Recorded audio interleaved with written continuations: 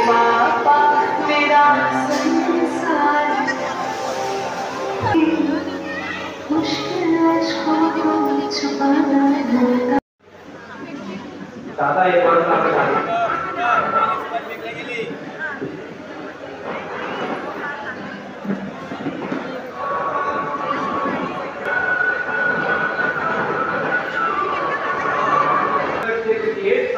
म्हणजे काय तर दुसऱ्या पावलाला सांगतात की पवित्र शृंगार आभूषणे यांना धारण करणारी मानी वाणी मन देव कर्म यांना आपल्या आज्ञे बाहेर केव्हाही न जाणारी असेल. म्हणजे काय तुम्हाला जसं आवडेल तसा शृंगार मी करेल. तुम्हाला एखादी गोष्ट आवडत नसेल तर तसा शृंगार मी करणार नाही. तुम्हाला जे वस्त्र आवडतील कपडे आवडतील ते मी धारण करेल. तुमच्या आज्ञेच्या बाहेर कधी जाणार नाही. मन देव आणि कर्म यांचे मी तुम्हाला समर्पक असेल. तुम्हाला जी गोष्ट चालेल ती गोष्ट मी वागेल. तुमच्या शब्दाच्या बाहेर कधी जाणार नाही कारण तुम्ही माझे कोण आहात तर स्वामी आहात असं म्हणून दुसरं पाऊल सरकवा.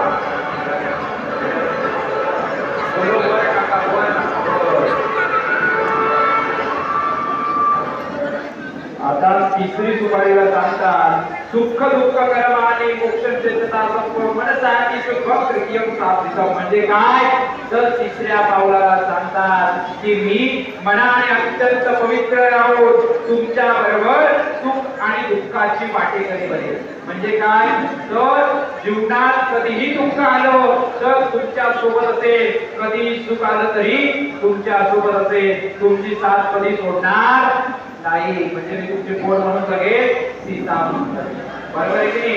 रामाची सीता होती तिला काय होतं राजाची पुत्री होती पण लग्न झाल्यानंतर काय करावं लागला वनवासाला जावं लागलं. त्या प्रकारे तुम्ही राम म्हणून त्यांना सांगताय की काय कधी मला काही दुःख आलं तुम्हाला कधी काही दुःख आलं तर आपण दोघी मिळून त्याचा सामना करू. सुखामध्ये मी तुम्हाला एकटं सोडणार नाही.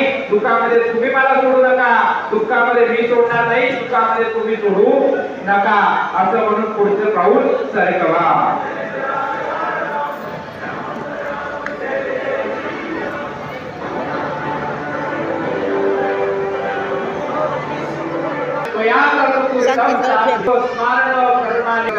कोणत्याही दैव कार्यामध्ये संस्कृती कार्यामध्ये तुम्हाला एकटं सोडणार नाही. तुमच्या पुण्याची 50% भागीदारी माझी असेल. ज्या ठिकाणी मी नसेल त्या ठिकाणी तुम्हाला पूर्ण पुण्य प्राप्त होणार नाही तर 50% कमी पुण्य प्राप्त होईल. म्हणून मी प्रत्येक पावलाला तुमच्या सोबत असेल. कोणत्याही कर्मामध्ये तुम्हाला एकटं सोडणार नाही तर तुमच्या बरोबरीने सगळा जीवनाचा संसाराचा भाग आपण पार करू.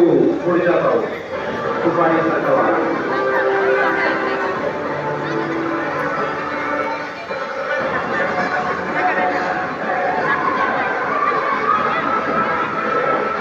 तुमच्या मुलाची वाढ करणारी असेल नाहीतर तुम्हाला दुःख आलं म्हणून मी सोडेन असं नाही. तुम्हाला सुख आलं म्हणून मी सोडेन असं नाही. तर आपण दोघी मिळून मुलाची वृद्धी करू. माझ्याकडून जे संस्कार मिळाले तुमच्याकडून जे संस्कार मिळाले त्या संस्काराने आपण एक नवी पिढी तयार करू आणि त्यांचा आपण काय करू त्यांचं भाग्य घडवणारे शिव आणि पार्वती बनू. चला पुढे.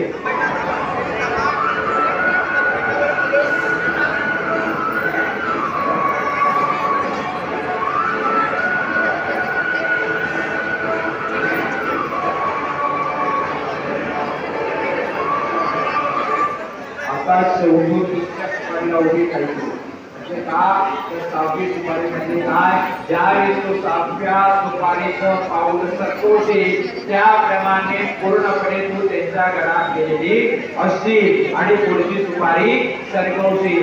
म्हणून 7व्या पावलाला तुला कोणाचं स्मरण करायचंय आपल्या आईचं स्मरण करायचंय आपल्या वडिलांचं स्मरण करायचंय आपल्या गावाचं स्मरण करायचंय आपल्या कुलदेवीचं स्मरण करायचंय आणि मनामध्ये ध्यान द्यायचं आहे काय की दुःख देवत दारिद्र्य सुख देवत सोडवं सुख दुःख विष्णवे साप्रितम.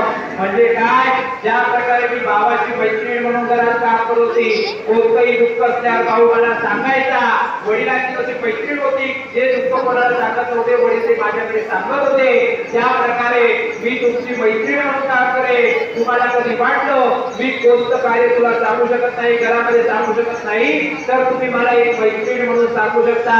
मी मित्र म्हणून तुमच्या सोबतीला असेल. तुमची पत्नीच नाही तर वेळा मैत्रीण म्हणून तुमच्या सोबत संसार करेल, असं तुम्ही पुढच्या पावलाला सांगता.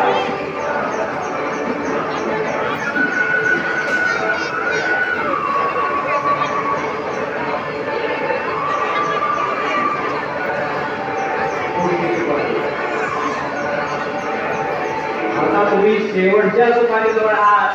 शेवटची सुपारी म्हणजे काय, तर तुम्ही ज्या ठिकाणी उभे आहात ते म्हणजे तुमचं घर, आणि जी सुपारी आहे ते म्हणजे कोण, तर तुमचा स्वर्ग. बरोबर आहे की नाही? म्हणजे काय, तर आतापर्यंत तुम्ही जेही केलं ते सगळं तुम्हाला विसरायचंय. 7व्या पावलापासून नवीन संसाराला सुरुवात करायची, आणि त्या घराचं काय करायचंय, गोकुळ करायचंय. त्याप्रमाणे सांगतात पतिष्ठत स्वामी नामकते वसमकलं पंचनेत्रे सदा कार्यं सर्व कार्यं सदार्थम.